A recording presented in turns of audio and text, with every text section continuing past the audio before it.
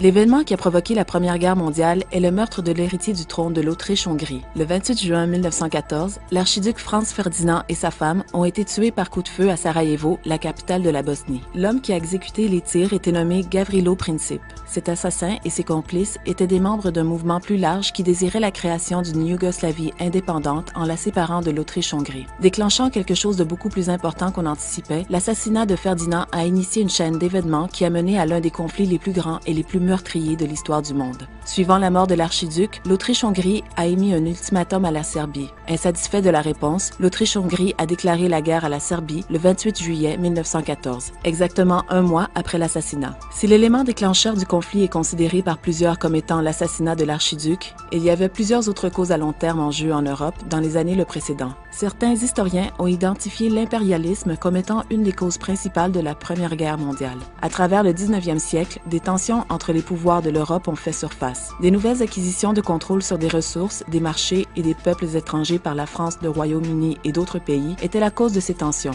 Pendant ce temps, les ressources naturelles de l'Europe étaient en baisse, ceci a causé certains pays à se chercher du nouveau territoire. Les décennies avant la guerre ont vu des rivalités et des alliances s'établir. Rendu en 1914, un mélange complexe de traités définissait ultimement ce qui deviendrait les différents camps de la Première Guerre mondiale. Après la déclaration de guerre à la Serbie, ce réseau d'alliances est rapidement venu en jeu. La majorité de l'Europe, ainsi que certains autres pouvoirs, sont devenus impliqués dans la Première Guerre mondiale. La France ignore en ce mois d'août 1914 que la défense du sol national exigera 4 longues années, qu'elle y perdra près d'1,5 million de ses enfants et que jamais elle ne recouvrera sa puissance d'antan. La guerre devait être courte. En septembre, le choc des armées sur la Marne prouve le contraire. Sous les ordres de Joffre, l'armée française, d'abord repoussée, remportera la victoire. La guerre ne sera ni fraîche ni joyeuse. Dans l'hiver 1914, les troupes s'enterrent et se fixent. La guerre en rase campagne fait place à celle des tranchées. Mai, septembre 1915. Vaine tentative française de percer en Champagne et en Artois. Et puis en 1915, on a calculé qu'il y a sur 365 jours, 100 jours d'offensive. C'est-à-dire, pendant l'offensive, on sort des tranchées pour aller dans les tranchées voisines, c'est-à-dire au combat, se faire tuer. C'est un massacre épouvantable cette année-là. Il y a 350 000 morts français. Et c'est pas dans les tranchées qu'ils sont tués. C'est dans les champs de barbelés, c'est dans les trous d'obus du champ de bataille. Février-décembre 1916. Bataille de Verdun. Sommet de la folie meurtrière. Environ 500 000 soldats des deux camps mourront en défendant moins de 100 km². Vous savez, à Verdun, il n'y a pas de tranchées. À Verdun, c'est des trous. À Verdun, vous avez 7000 canons qui tirent sans arrêt pendant des heures. Et si vous allez encore à Verdun, vous verrez que les trous d'obus sont très proches les uns des autres. Il y a pratiquement un trou au mètre carré. Et que par conséquent, des tranchées, ça signifie simplement qu'on relie les trous les uns aux autres. Et que dans ces trous, c'est réellement peu vivable. Parce que c'est plein de boue, parce que il y a déjà des gaz asphyxiants, 1916, que les gaz retombent sur la masse d'eau et la polluent, que donc l'eau n'est pas approchable.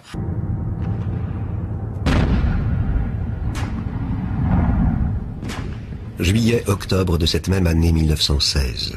L'offensive alliée sur la Somme se solde par un échec. Bataille quasi immobile, où la défensive prime l'offensive et où tomberont près de 500 000 soldats anglais. 1917, année trouble. Le général Nivelle remplace Joffre. Il organise une grande offensive, la percée que l'état-major voudrait décisive. Le plan échoue et sème colère et désespoir chez les poilus exténués. C'est l'offensive du chemin des dames qui, en 2 jours, va faire 100 000 pertes. Pour rien. Eh bien, c'est sur ce même terrain d'opération que 15 jours plus tard, on prétend envoyer des renforts pour le même genre d'assaut. Exactement dans les mêmes conditions et pour une raison qu'on n'a pas dite, mais qui est claire aujourd'hui, c'est qu'on avait des accords avec les Anglais, que les Anglais avaient attaqué pendant la première attaque, qu'ils allaient eux-mêmes lancer une attaque dans les Flandres et qui voulaient que les Français repartent à l'assaut pour donner l'équivalent et respecter les accords conclus. Et là, les soldats disent non. On ne peut pas être considéré comme du bétail à tuer. On refuse d'avancer pour les offensives qui sont d'avance condamnées.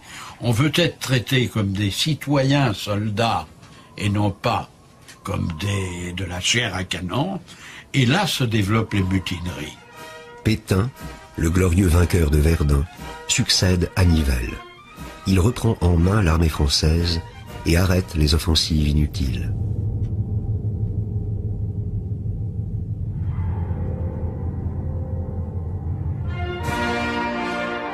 Le front oriental, quant à lui, menace de céder, en même temps que s'effondre l'Empire russe sous les coups de boutoir des révolutionnaires.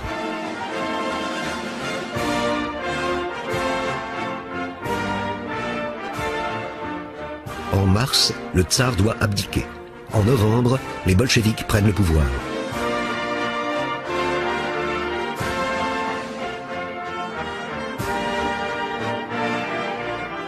En décembre, à Brest-Litovsk, il signe la paix avec l'Allemagne.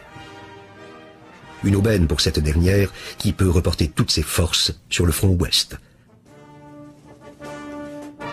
Entre-temps, sous l'impulsion du président Wilson, les États-Unis sont entrés en guerre.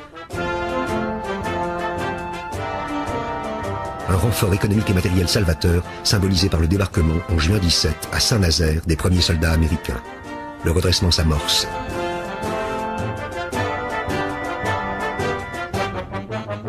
Le 16 novembre, le président Poincaré nomme Clémenceau à la tête du gouvernement français.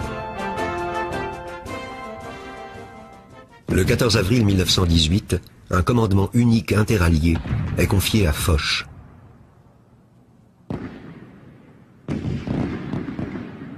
Les offensives allemandes se succèdent.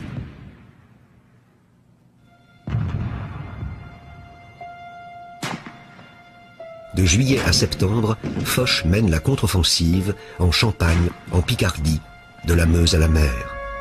Il force les Allemands à reculer sur Gand, Mons et Sedan. Une dernière offensive générale des Alliés, l'abdication du Kaiser, la fin des combats se profile enfin. Le 11 novembre 1918, l'armistice est signé à Rotonde.